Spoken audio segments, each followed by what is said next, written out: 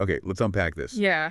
Because there's just something, I don't know, magnetic about secrets, right? Yeah. Especially the ones maybe bubbling up right next door. Oh, absolutely. That feeling of wanting to know what's really going on behind closed doors, it's pretty universal. Totally. So today we're diving deep into that intersection between everyday neighborhood stuff, like gossip, and those genuinely creepy encounters, the ones that stick with you. Right. We've got some great source material that tells a compelling story, but also, interestingly, shows us the exact words people use when things feel off. Mm-hmm. The language itself is key. So what's the plan? Well, we'll jump into this scenario, this story about a new kind of mysterious neighbor. Okay. Then we'll really pull apart the words and phrases people use to describe feeling suspicious or uncomfortable, that creep feeling. Yeah, how do we actually say that something feels wrong? Exactly. Yeah. And then we've got another real-life anecdote that's pretty chilling, too. And for you listening, this isn't just about spooky stories. It's about understanding, why we're so curious about this stuff and how we talk about those gut feelings, those suspicions, why some things just creep us out. It's like a little toolkit for understanding social intrigue, really. Okay, let's dive in. Setting the scene. New neighbor, old house down the road, you know the drill. Yeah. The local grapevine is already buzzing. And it's interesting how fast that buzz, that curiosity, can start to feel a bit apprehensive, isn't it? Oh, yeah. It's just human nature when faced with the unknown. We start filling in blanks, maybe bracing ourselves a little. And that unease definitely ramps up in the first encounter we read about. A neighbor goes over, brings a housewarming gift. Just being friendly. A plant, maybe some cookies, that kind of thing. Totally normal. Totally normal. But this new guy, Tom, the source says he acted, well, really weird. Weird meaning strange, unusual, or odd, as they might say in the UK. Right. And not just weird. Apparently he practically kicked her out, like really made her feel unwelcome. Kicked her out, forced her to leave. Strong words. She tried to get a look inside, but apparently everything was so dark. The whole thing just, quote, really creeped me out. Creeped me out, yeah. Made her feel really uncomfortable, maybe a bit scared. Exactly. And it's fascinating, isn't it, how fast that happens? A simple, kind gesture met with that. It immediately triggers what the source calls a bad feeling. A bad feeling, like a sense something bad might happen. Intuition kicking in. Precisely. Our brains are wired to notice when social scripts go wrong. Someone acting weird or hostile for no reason, that sets off alarm bells. It feels wrong. And it doesn't stop there. The story continues. Next morning, delivery truck. Okay, normal enough, but it drops off this long rectangular box, and the person watching immediately thinks, Oh, let me guess. yep, it almost looked like a coffin. Wow. Okay, see, that's where a specific detail, even the shape of a box, just fuels that existing unease, right? Totally. Your mind grabs onto it because you already have that bad feeling. It starts building a narrative, maybe a scary one. And then, boom, Tom appears suddenly. Scares the people watching. One of them actually says, "You scared the heck out of me." Scared the heck out of me, meaning frightened me a lot. Again, very direct language. So he introduces his friend Jessica, standard enough. But then comes the slip-up, the infamous line. Oh, here it is. He says, "If you're not doing anything tonight, I'd like to have you both for dinner.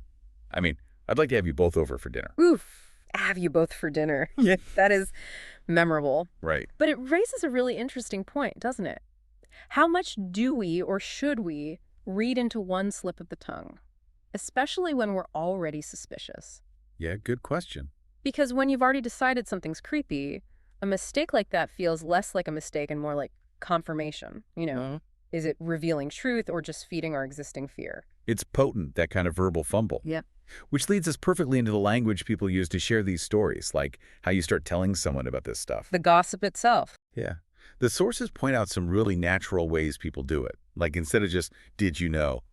saying, "I don't know if you've heard." Yeah. It sounds a bit more tentative, maybe, or natural. Right, less like an accusation, more like sharing something you picked up. Or if someone hints at gossip, you might say, "You have to fill me in," which just means, tell me everything. Spill the beans. And a great hook is always, "You'll never guess what I saw this morning or heard or who I saw."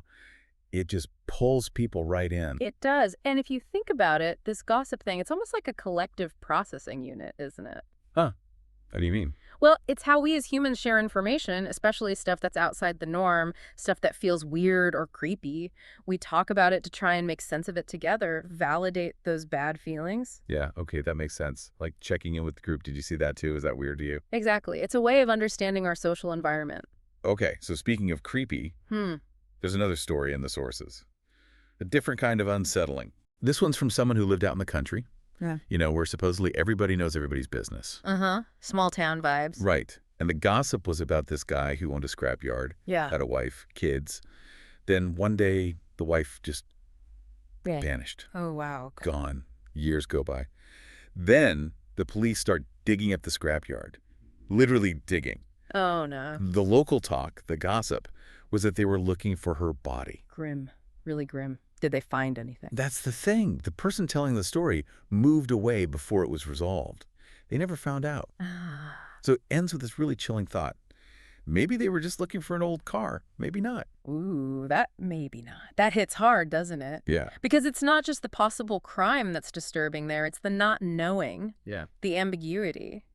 Which makes you wonder, why are those open-ended mysteries often so much more unsettling than stories where you know exactly what happened? That's a great question. Why is that? I think it's because that uncertainty, that maybe not, leaves space for your imagination to run wild.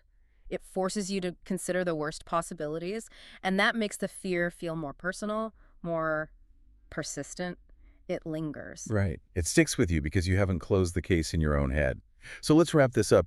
We've sort of journeyed through that instant human reaction to strangeness. That gut feeling. Looked at the specific words we use for that discomfort, that fear, like weird, creepy, bad The feeling. vocabulary of unease. And how sharing these things, gossiping, is actually a kind of natural social way to process the unknown. Yeah, a way to make sense of it all, or try to. So hopefully you listening have got a better handle now on how we all interpret the unusual. Right. And you've got the words to describe those feelings and maybe a new appreciation for why a spooky story with no ending can be the spookiest of all. So here's something to think about. When you feel genuinely unsettled by something, what is it that really gets to you? Is it the facts you know? Or is it the questions you can't answer, but maybe not, that truly creep you out?